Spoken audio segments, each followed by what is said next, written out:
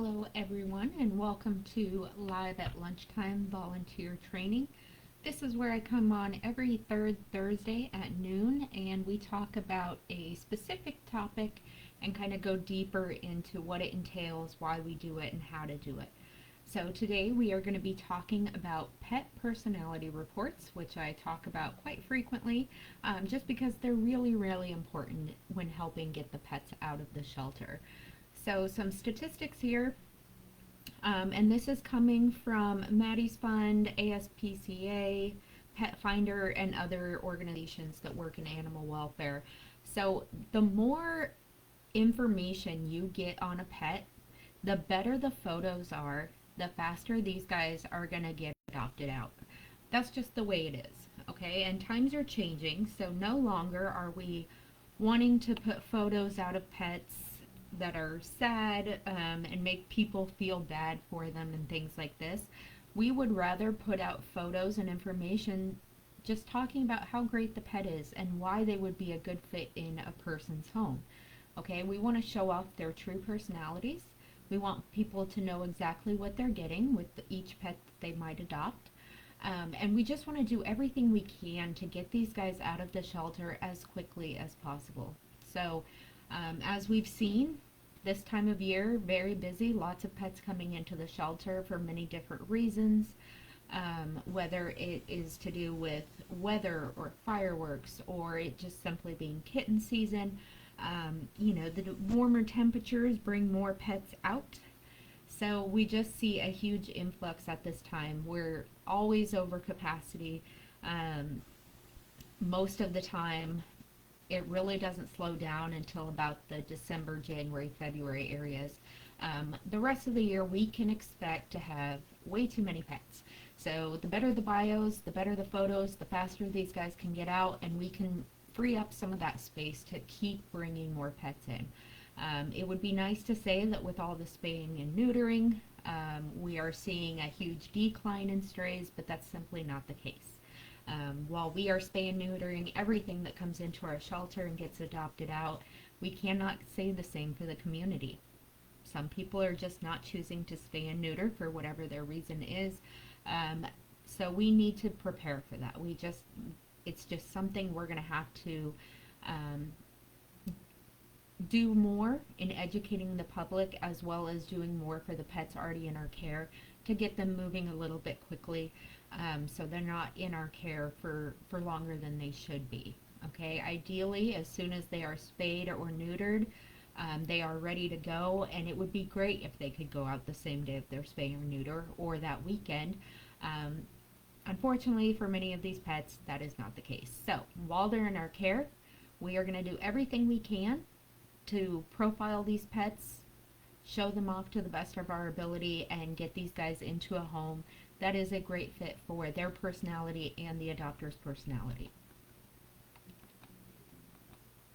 So, the pet personality reports are going to be some super quick and easy forms to fill out. They just give us key insights into the pet's personality, what kind of socialization they have, things they like, things they don't like, any type of training they have.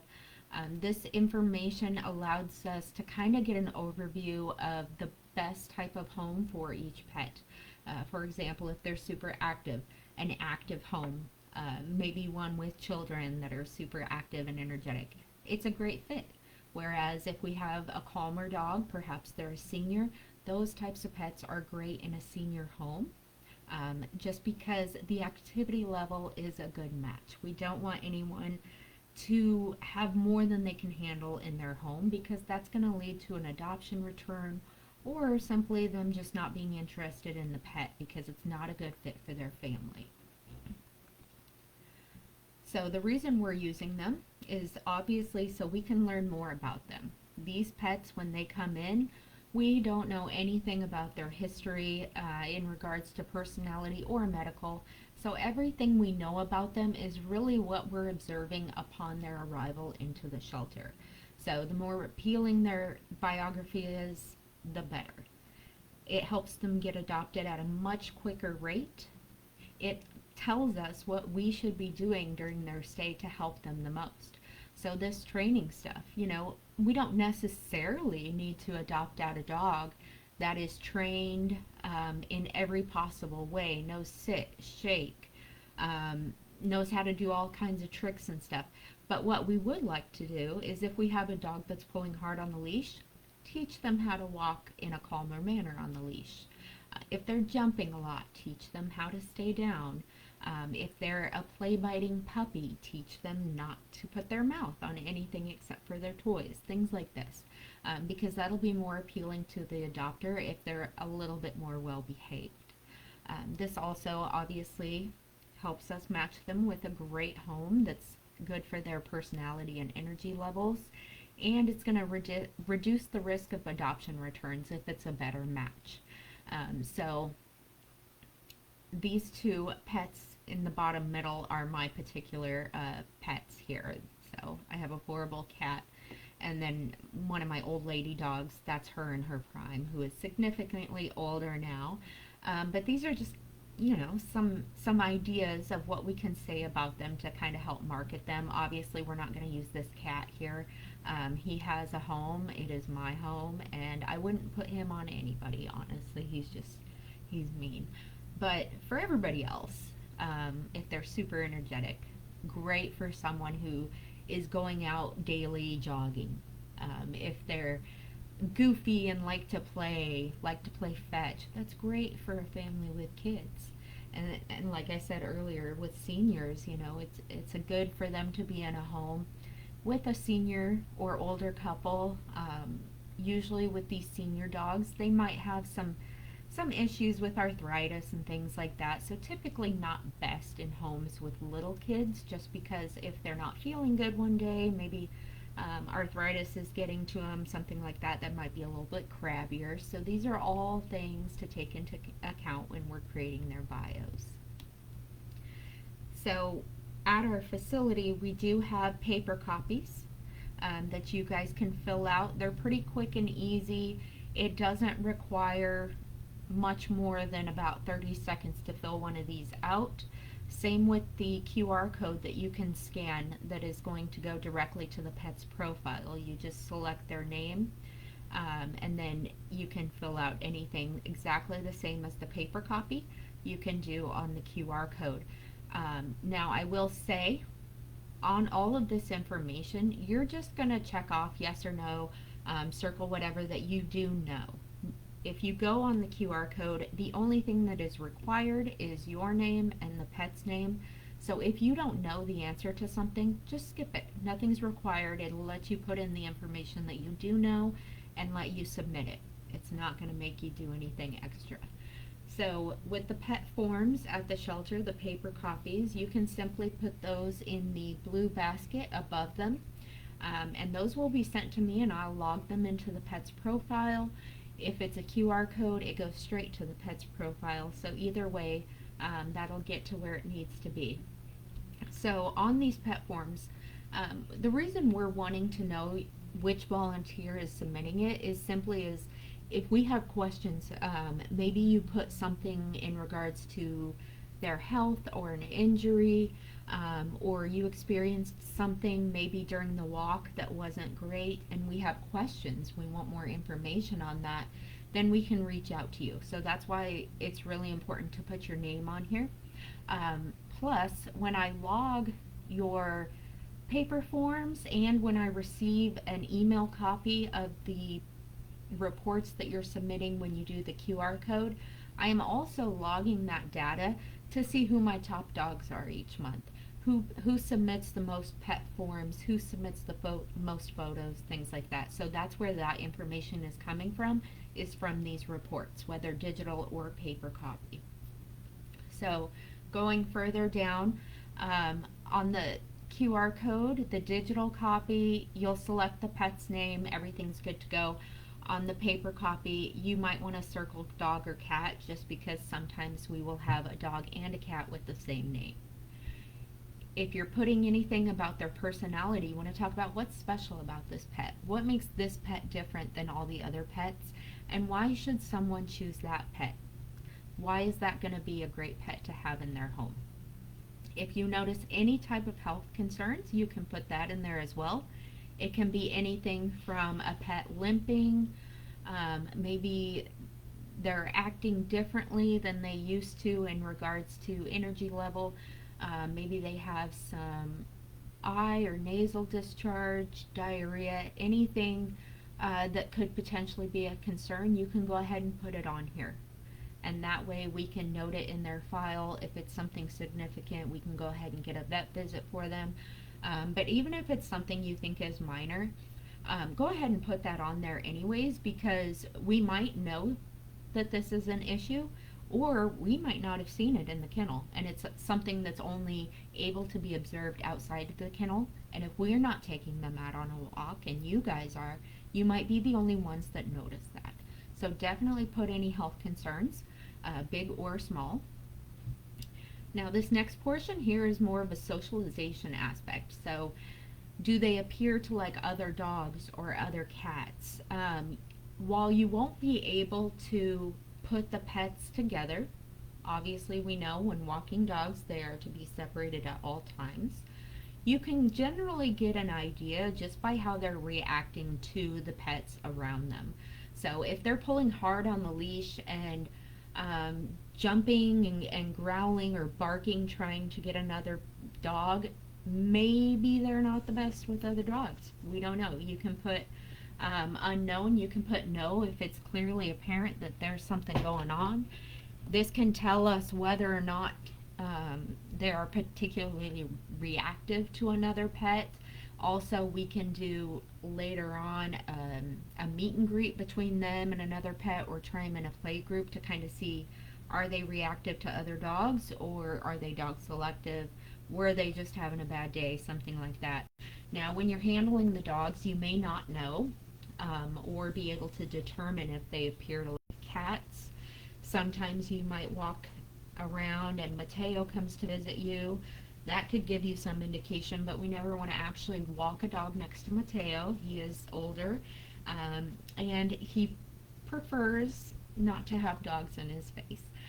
But like with the cats, if the cats are kittens and they're in with a group of kittens, you can probably put that they like other cats. Cats are pretty good about that. And when we do put multiple cats into a home that aren't obviously having a meet and greet prior, they're either going to learn to get along or they're just going to leave each other be and stay in different areas. Cats are pretty easy. Dogs, that's not the case. So that's why we're particularly making sure those dogs stay separated at all times unless a staff member is present. Now, if you are volunteering with your child, especially those under 15, this is a good way to kind of see how they are with kids. You can put how they interacted with them, if they were good with them. If they were scared of them, put a note on there. Some of these dogs might be timid around children, especially if they haven't lived in a home with some. If you are out on a doggy day out and there's children around, you'll be able to observe how they are around children. Good fit for an older adopter.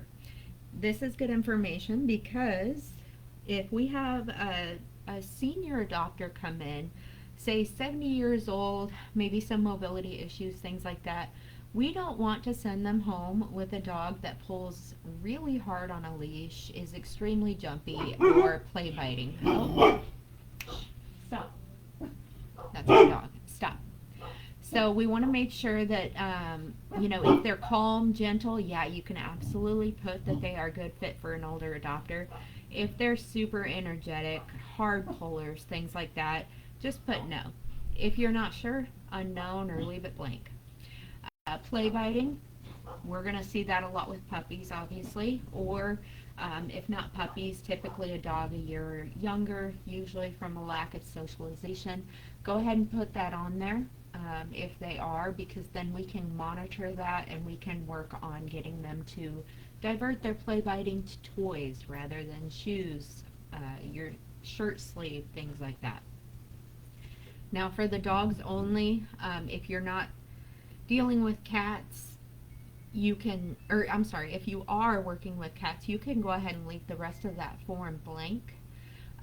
If you're doing dogs, you can continue on, and this gives us some insight into their training. So did the dog go to the bathroom as soon as it gets outside? That helps us indicate if they're potentially housebroken. It's not always a guarantee, but it does give us a little bit of insight. Pulling hard on the leash, any commands, you can feel free to circle those.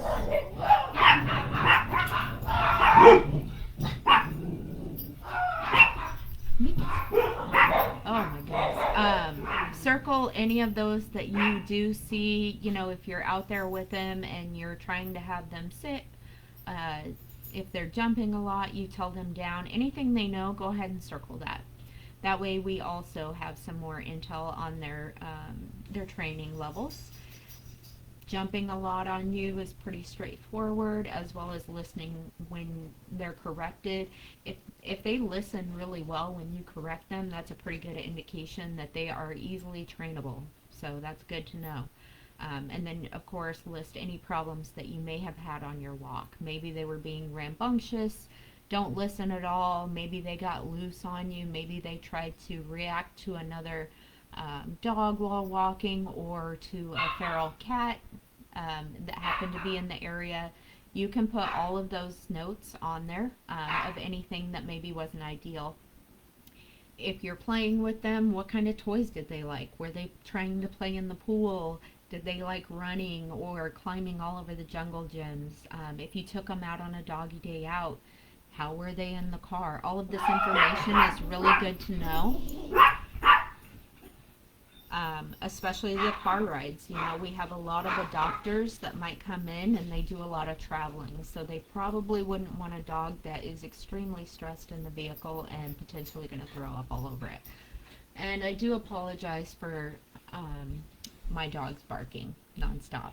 So moving on, actually backing up, on this QR code, you guys can always take a picture of it and save it to your phone. Once it's saved in your photos, you can click on that anytime you want. It'll take you to that link to be able to choose the pet's profile. So feel free to use that to your heart's content. You don't necessarily have to do it in the shelter. You can do it whenever you do have free time. Talking a little bit about the pet photos, when you are using the QR code, you can upload 3 photos at a time into that pet's profile.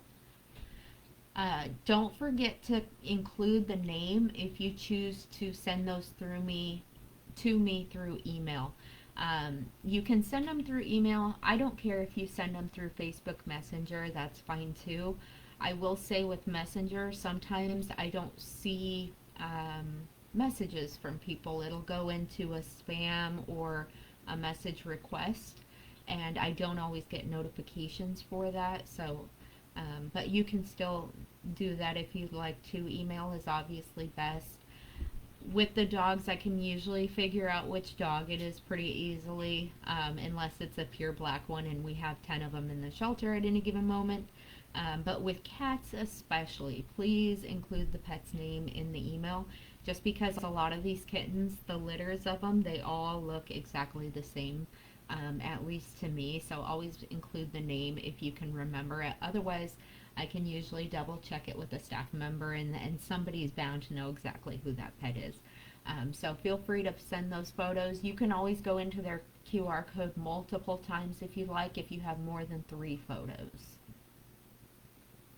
So the QR codes are going to be located on top of the volunteer station, and that blue container there is where you can put the completed pet forms that are located right next to the QR code. We also have the QR code in the cat boutique room, as well as on the back side of the door in adoption dog kennels. So those are kind of floating out everywhere. They're always going to be in your volunteer emails as well for the weekly updates. So feel free to, again, save that to your phone if you'd like to. And then when you do submit them, your photos are going to go to a couple places.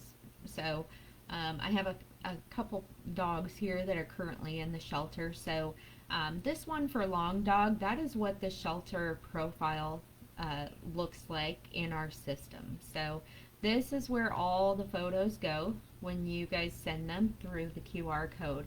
And then we have to go in after we receive that pet form. We'll go in and we will publish those, or click on the photos to allow them to publish and be visible on our website. Now, it's my understanding that the website only allows for 5 photos. So when it shows the 5 photos on the website, it will be the first 5 photos in their profile.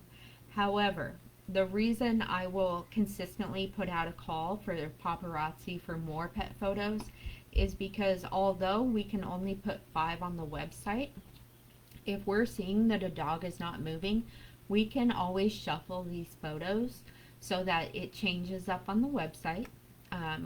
You never know. I mean, this photo of Sloan is a great photo, super cute. But there might be a different photo in Sloan's profile that is the one that's going to capture the attention of that perfect adopter for Sloan. So we're always kind of shifting these out. And then also, whenever we're creating a post for a specific pet, we can go into their profile and we can see their media, and we can have a much more wide range of different photos for their profile. So we can pick and choose and make sure we're getting a good variety. We don't want just headshots or just them playing or just laying down. We want to have a nice variety that kind of captures their whole personality and all the things that they do. So these are forever changing, and the more photos we have, the better, honestly. So if you guys have any questions when you are completing pet forms, or just want more insight on it, feel free to always reach out. Let me know any questions you guys may have. Again, I apologize for my dog's behavior. They're out of control and horrible. So, but they're old, so I let them live their life. So, any questions, feel free to reach out. If you guys have anything, any topics that you would like to learn more about, please let me know. You can comment here on Facebook. This post will be up for 2 weeks before it's removed, but it will be added immediately after this to our volunteer resources on our YouTube. You can comment on there as well if there's any topics you want to know more about. I've been doing live at lunchtime for about 2 years now, so I'll be honest, I'm starting to run out of ideas. I don't want to give you guys information on a topic that's irrelevant or you have no interest in, so please give me some ideas. The next one is going to be Meet the Staff, where I will be talking a little bit about each of our leadership staff members, as well as front desk, animal care, and different things, different areas of the shelter, what each area is kind of doing, just to help you guys have a better understanding, and then that way if there's something more you want to help with within the shelter, you'll know exactly who you can talk to be able to help more with that area. So thank you guys so much for watching. Have a good rest of your day, and I'll talk to you soon.